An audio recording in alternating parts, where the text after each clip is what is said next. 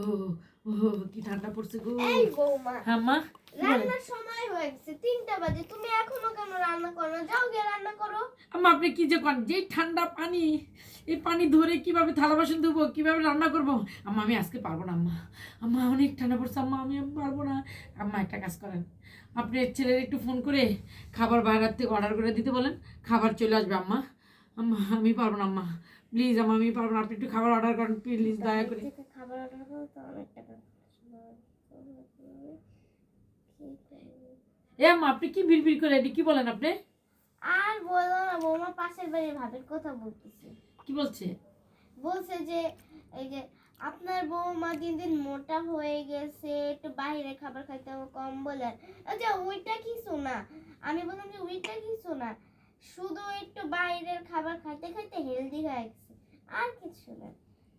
তো আমার ছেলেকে বলবো বাইরে থেকে খাবার অর্ডার করতে?